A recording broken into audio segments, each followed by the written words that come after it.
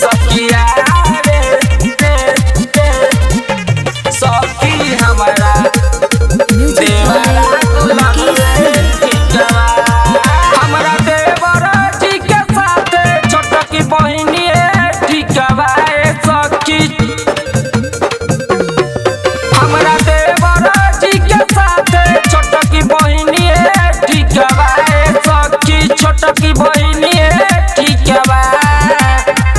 सखिया रे सखी हमारा देवरा दुलरुए ठीकवा सखिया रे सखी हमारा देवरा दुलरुए ठीकवा सखिया सखी हमारा देवरा दुलरुए ठीकवा छोटा का देवरा के रोए पीछा कोइले ओकर फेरा में कोई दिन झगड़ा हमसे कोइले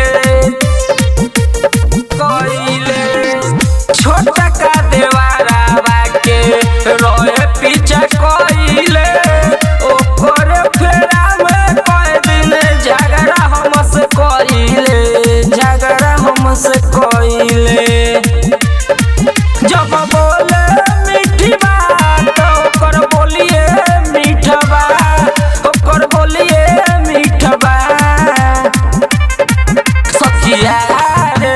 सखी हमारा देवरा दुलरुए ठीकवा सखिया रे सखी हमारा देवरा दुलरुए ठीकवा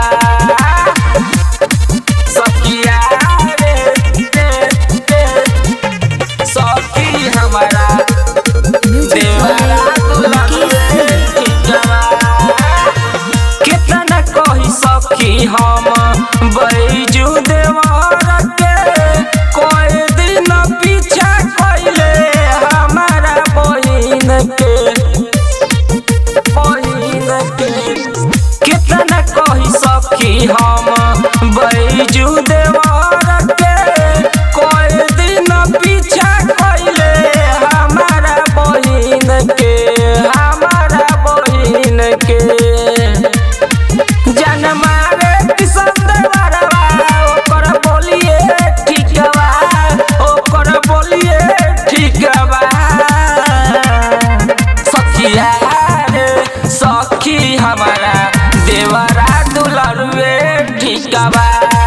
सखिया रे सखी हमारा